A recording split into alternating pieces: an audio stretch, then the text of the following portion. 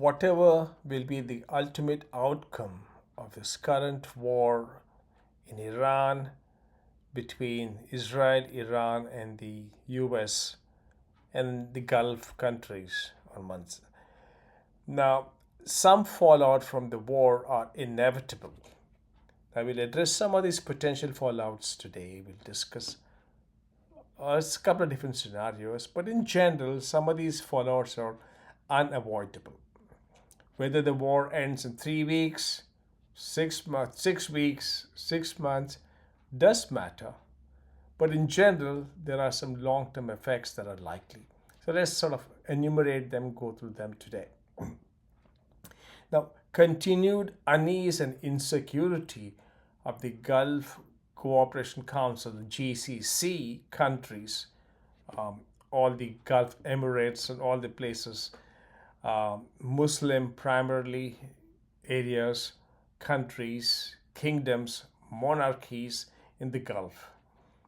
The unease they feel, even if the war ends tomorrow, is going to be quite substantial. The US may declare victory. President Trump might say, I'm done with the war and walk away, and that'll leave the Gulf countries, the GCC countries, vulnerable to missile and drone attacks, which could be frequent or infrequent, which can resume any time actually. Say in 6 months from today or 9 months from today, when Iran is better equipped, better supported.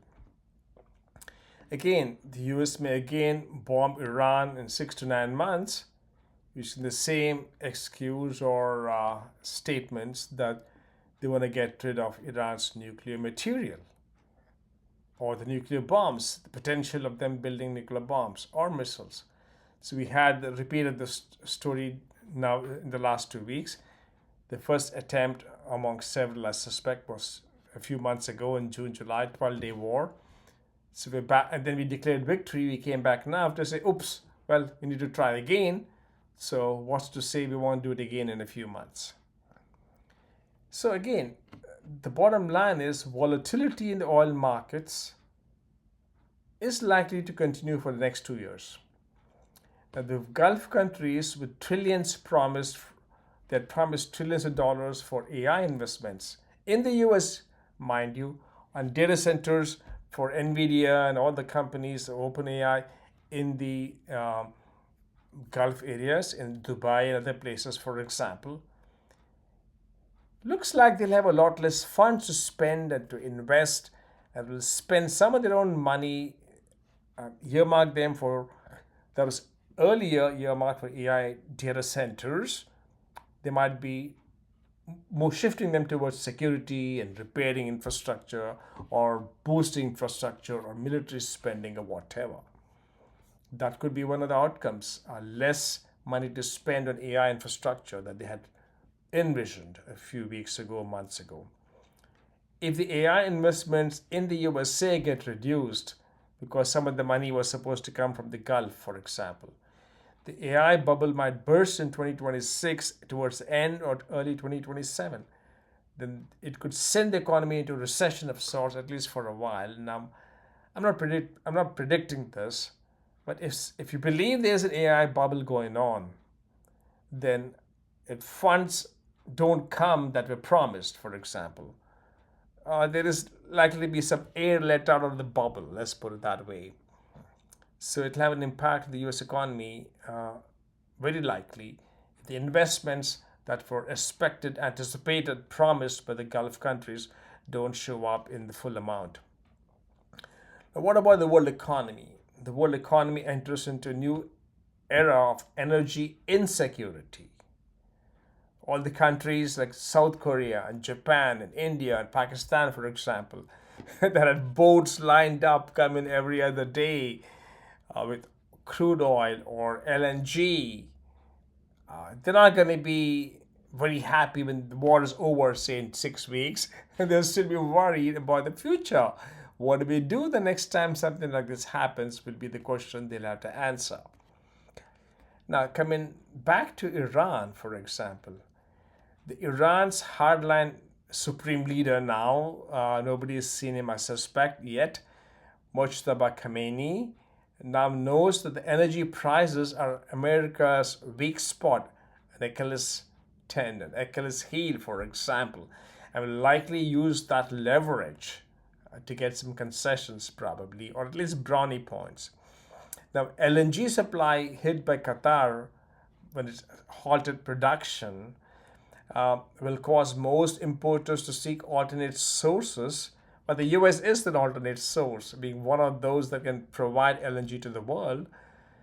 But then we need that LNG in the US for AI data centers that's going to suck it up all of this energy and doing magical things, apparently.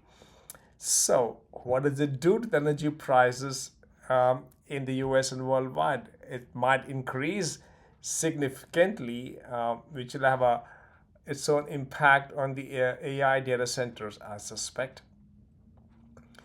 So, what about the drone technology? Drones flying here, there, everywhere. US has this Lucas now, that's modeled after the Shaheed, which surprisingly did okay, I suspect, in the current Gulf War. Drone technology from Ukraine will drive massive production increases worldwide, including the US, all over the West, let's say, and they might be purchased by the Middle Eastern countries very soon. So, now what about the anti drone technology? Especially Ukraine claims they do have some of that. That will drive massive production in such anti-drone technology in the West, and maybe the Middle East countries will also start purchasing them. But more importantly, anti-drone technology will get added impetus not only in the USA but in China and Russia. They'll all be getting up with laser-based defenses, etc. So there's a jump in the technology. What shall I say? Access in these countries, or research R&D might go into how do we shoot down a drone, how do we shoot down a missile using powerful lasers, 30 kilowatts. Some countries say they have it, 100 kilowatts. Some countries claim they have uh, pulses of laser beams, very short, that could burn through missile or a drone or whatever. The question is, how much power do you need to generate for that, and how do you go about doing it in the field, for example? So that's a good question. Some technology coming our way now. Now, question is, what about central banks? How will they cope with renewed inflationary threat that heightens the risk of both possibly recession and some wage price spirals? Central banks all over the world would be worried about this increasing price of gas, at least in countries like India, China too, probably South Korea, Japan. The central banks will be in some sort of a panic. Now, US might not seem like it's doing it, but imagine high gas prices for a couple of months in the US. That'll make the central bank, the Fed, do something, I suspect, at least under the pressure of the government. Most importantly, if inflation kicks in the USA, now what does it say about the midterm election prospects for President Trump? We had these benefits from lower taxes that President Trump was probably banking upon. Will that get eaten up by inflation? Possible inflation, I should add, due to these sub cost increases anticipated because of energy supply instability and volatility. So the results of the midterm elections may, in some shape or form, depend upon the end result of this war, and whatever outcomes come about. Not to mention that increased spending by the USA in new arms and armaments for the resumption of this war in about a year is also likely. 6 to 8 months ago, we declared victory. Here we are back in the war. So are we going to be again in a yet another similar situation a few months later, a year later? Hard to predict. It all depends upon how deep the bunkers are where they save those nuclear material, assuming they did. It all depends upon how close they are to making a bomb, or will be making a bomb in a few months. Just imagine all the Iraq and the WMD fiasco and 20-year wars that came about. Now, I'm not saying it's the same here, but hey, history could rhyme if not repeat. So, let's not forget the loss of support for Israel and its isolation in the Middle East. That's one issue. Today, it might seem like all the Gulf countries are like a buffer. Before the missiles come over to Israel, there's some of these buffers getting into action and shooting them down. Jordan, UAE, some of them might be shooting down missiles and drones before they even get to the proximity of Israel. Well, the Gulf countries feel probably that they're just being used as a buffer then between Israel and Iran and getting probably second tier support from the USA in terms of arms supplies and missile defense supplies. Uh, Purported shortages, are being mentioned. If there's shortage in missile defense systems, or THAAD supply, for example, Patriot missiles, for example, which they seem to be short of in the US itself when it's really needed in the Gulf, if it turns out to be a shortage of sorts, uh, may not make anybody happy. Anyway, the Gulf countries were being seen as safe investments and havens for all the rich people in the world.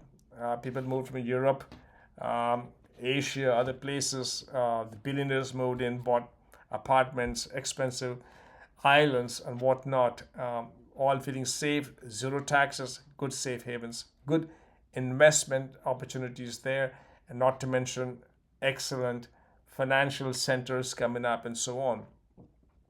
What's going to happen to it now?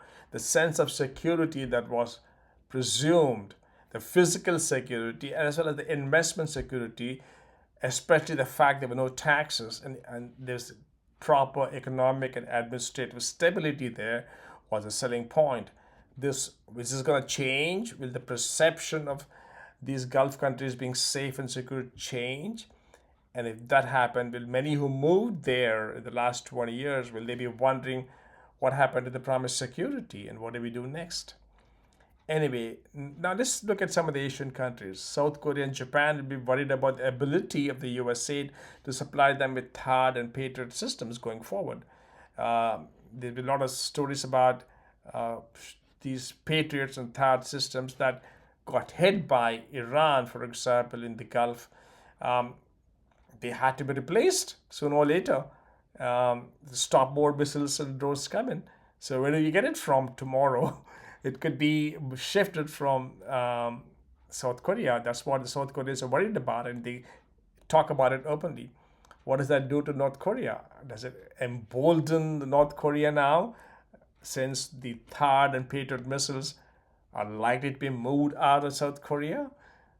Some of these things are hard to say, but fears do exist in South Korea. You can see them in the papers there. Anyway, so the fallout from the war, positive, negative, whatever you might characterize them to be, are going to be here. Whether President Trump declares success in 3 weeks and goes home, what does that do to the Middle Eastern countries is a good question. What happens next is the question. Are we going to be back in a few months again to repeat the same story? History rhyming is another question. But these other things I spoke about now, the continued unease of insecurity in the GCC, the perception of GCC countries as a safe haven, investments in AI that might be impacted, all of them can't be ignored. Some of them might be more important than others. We'll have to wait and see how it evolves.